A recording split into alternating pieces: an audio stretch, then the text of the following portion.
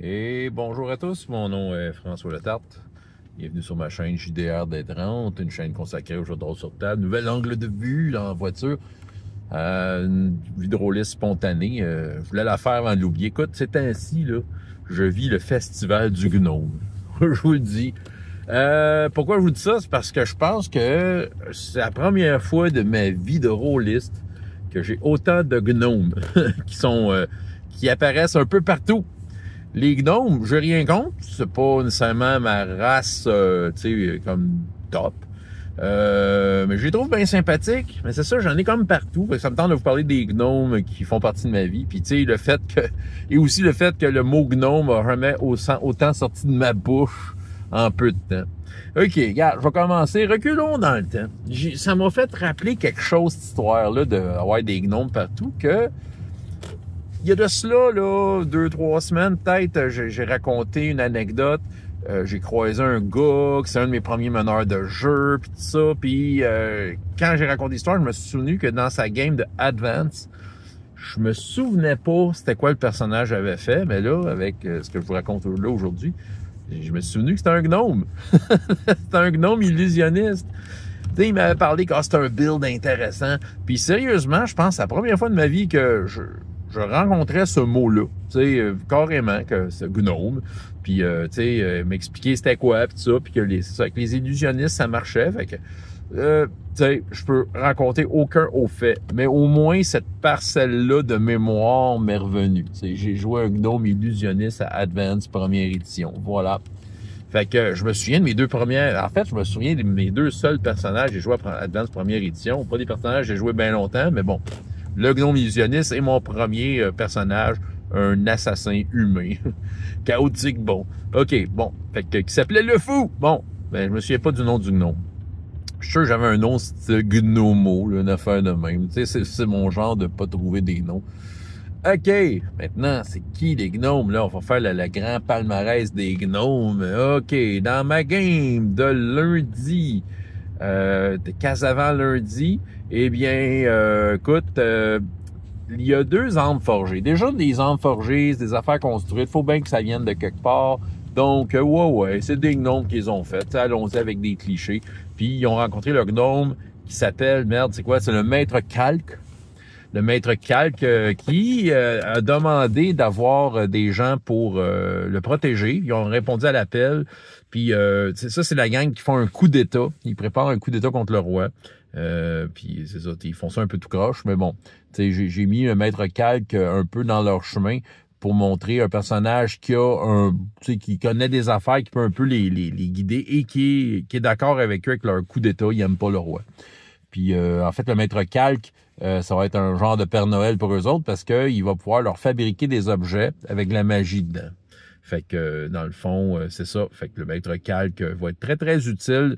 Je sens que les personnages, les joueurs vont être très gentils avec lui s'ils veulent avoir leur gogos. Fait que le maître Calque, je l'ai décrit comme étant un petit gnome que la gravité a eu raison de son visage. C'est de même que je l'ai présenté. Fait qu'il est super plissé de la face, man. Fait que, OK, après, à part de ça, qui d'autre que j'ai? Bon, on voit mardi, Fadette, eh bien, ça a été, bref, ils n'ont pas tant rencontré des gnomes, mais ils sont allés dans l'empire de Nakaroth, dans RPGS. Je les ai envoyés à la baie du crabe de fer, où est-ce qu'il y a la guilde de la vapeur. C'était surtout pour le décor, un endroit où il y avait beaucoup de gnomes et beaucoup d'inventions de gnomes, des trucs qui volent dans les airs, des robots, des machines des machines qui font les choses à la place des gens qui travaillent là, bref, des robots, comme encore une fois. Fait que c'est ça. Fait que pour le décor, les gnomes étaient très, très présents. Par contre, ces personnages-là, dès la semaine prochaine, ils partent à la chasse aux dinosaures, parce qu'il y a des dinosaures dans ce royaume-là. Fait que je leur réserve toutes sortes de surprises. Fait que ça, c'était pour la gang de mardi Fadette. Mercredi, Casavant. Il y a un gnome, personnage joueur, lui, c'est le deuxième gnome qui joue c'est un joueur que j'ai depuis quelques années. C'est la deuxième fois qu'il y a un gnome, même si c'est pas la troisième fois. Puis c'est un forge-sort, puis je te jure qu'un forge-sort, là, c'est avec lui que j'explore sais, le profil Forge-Sort, je peux vous dire, c'est très puissant.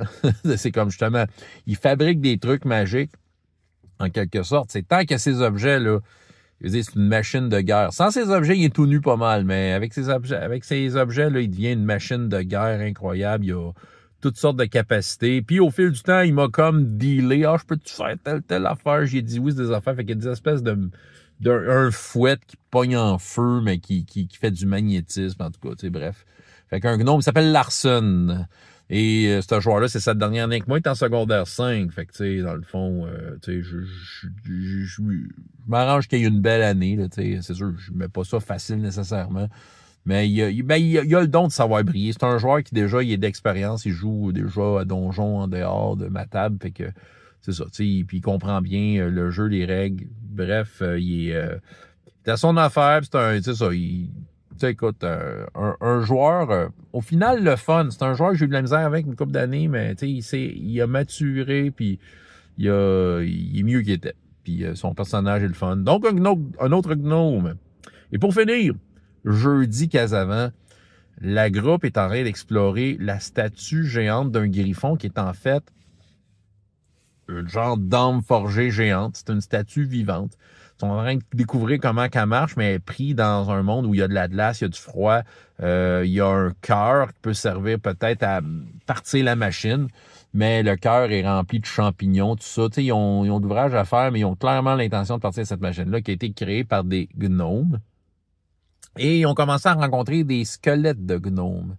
Probablement qu'ils ont trouvé une façon de se préserver quand ils étaient pour mourir là, parce qu'il y a eu un cataclysme avec une histoire de morts-vivants dans cette région-là. Puis ça a peut-être pas marché comme ils pensaient parce qu'ils sont morts, mais leurs squelettes sont encore là. Fait qu'il va y avoir des squelettes de gnomes tantôt, un peu partout, qui vont les attaquer. Ça va être très drôle. Fait que c'est ça qui arrive, c'est le festival du gnome chez vous. Alors, parlez-moi de vos gnomes, hein, dans les commentaires. On continue le festival. Parlez-moi de gnomes.